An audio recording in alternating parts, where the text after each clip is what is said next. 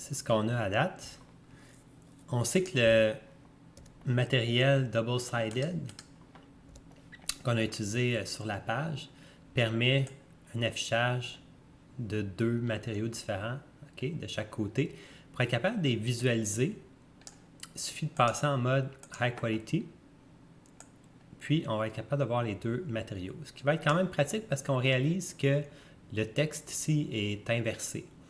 Tout simplement parce que le UVW qui permet l'affichage de la texture sur le plane est en projection. Donc c'est comme si vous aviez en fait une lumière qui projetait la texture ou un plane en fait qui projette la texture sur la page. Puis il n'y a pas de côté, hein? La page, il y a juste un côté qui est affiché. Donc finalement, la projection fait en sorte que ce qui est projeté derrière, ici, est projeté à partir de l'avant. Donc ça donne l'impression finalement que le texte est inversé. Alors pour être capable de corriger ce petit problème-là, parce que le plane n'a pas d'épaisseur, hein, ça va être tout simplement de scaler comme on fait dans Photoshop. Vous avez peut-être déjà essayé de faire un changement d'échelle à l'horizontale en négatif. Ça l'inverse l'image, dans le fond. C'est le même petit truc. Quand on va dans les paramètres de la texture, on peut tout simplement inverser le U. UV en texture, c'est XY. Le W, c'est seulement pour les textures procédurales. Le W qu'on voit ici. Là. Donc, XY, vous voyez l'axe des X, l'axe des Y. Donc, on veut tout simplement inverser finalement à X. Donc, si je bouge ma vue, je vois que l'inversion en négatif s'affiche. Si on veut avoir une copie de la page, alors si on veut une page, en fait un livre avec plusieurs pages, on va tout simplement copier le parent, donc pour être capable d'avoir un contrôle sur le pivot de la page, alors le parent de la page actuelle, et la page en soi, pour être capable d'avoir finalement une deuxième page qui est identique, qu'on va pouvoir modifier avec un nouveau matériau. Le problème ici, c'est que si on veut faire une copie vraiment parfaitement registre au demi, si je fais Shift Drag, quand on sélectionne deux objets, en fait, le point pivot devient la moyenne des deux objets. Alors ici, j'ai un pivot au centre de la page. Et ici, j'ai un pivot au centre du demi. Donc, si je sélectionne les deux, il y a comme une moyenne qui se fait. Le petit truc, c'est d'attribuer finalement le pivot, okay, de faire en sorte que le pivot est transmis à partir de l'objet qui serait la référence, c'est-à-dire le demi. Hein. Moi, je veux faire une copie, c'est-à-dire une rotation de ma page, comme ça, de façon à ce que la copie Shift Drag soit vraiment alignée ici, soit pivotée à partir du point pivot qui est là.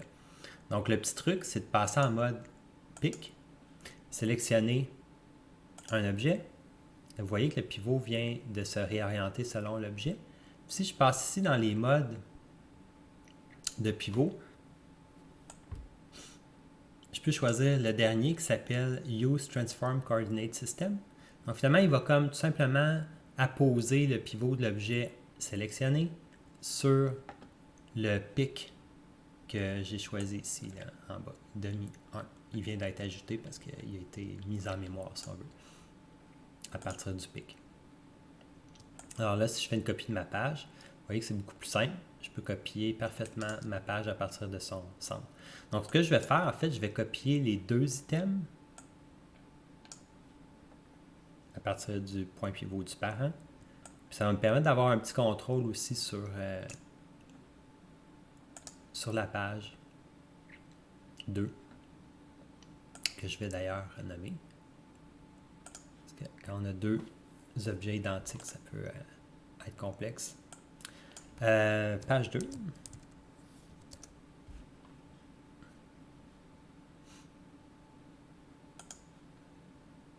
Demi-page 2. Alors, on pourrait faire un petit travail pour renommer nos trucs. Demi-page 1.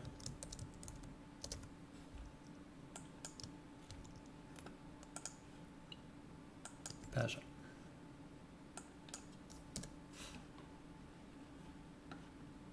1. On va faire une copie du matériel qui s'appelle page 1 et 2, recto verso.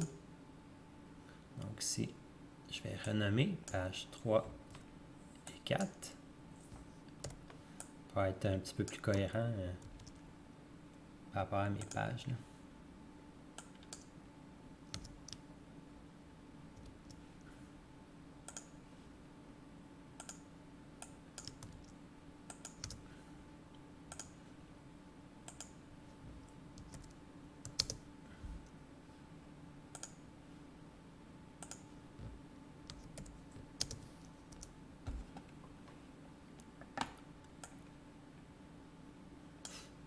Et on va tout simplement modifier la texture qui est ici pour les deux matériaux du double-sided. Voilà. Désolé pour les références un peu dramatiques. Et évidemment, on va l'appliquer à la page. Donc ma page 3 et 4 est sélectionnée, mon matériel.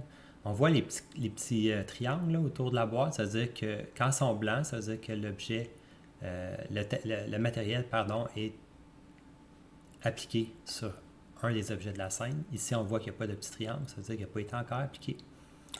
Donc, Assign to Selection, puis là, on voit les petits triangles apparaître. Donc, voilà, on a finalement un livre à 2 pages qu'on peut modifier un petit peu. Si vous voulez faire des petites variations, évidemment, il suffit de sélectionner le bon demi. Donc, si je veux que la page 3 tourne de manière un petit peu plus accélérée, par exemple, je peux tout simplement décaler le dernier keyframe. Il y a une petite accélération ici de la première page qui vient se poser plus tôt.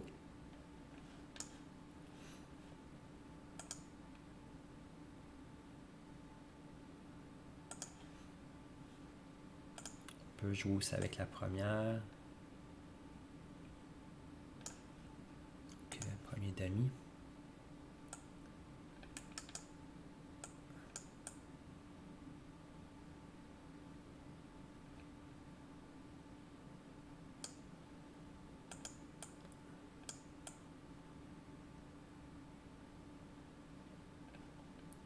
Donc, c'est intéressant de jouer un petit peu avec le timing. Vous pouvez faire des tests aussi. Par exemple, avec la page 3, 4, si je sélectionne les items,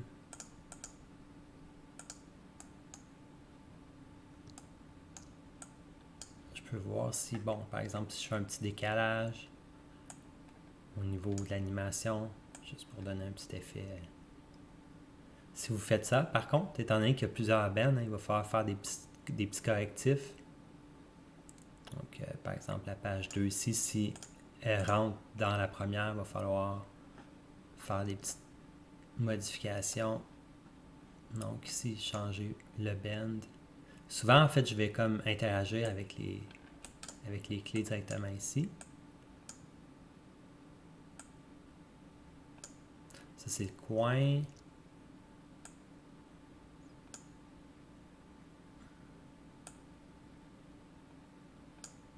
Donc, la page entière, on a un petit peu plus de...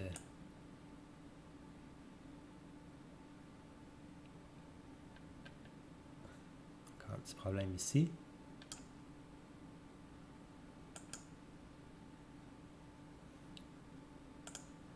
Donc, l'important, c'est de bien nommer vos systèmes puis de savoir exactement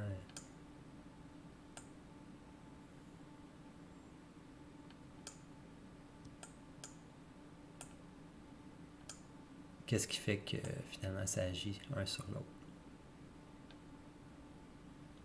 Et voilà.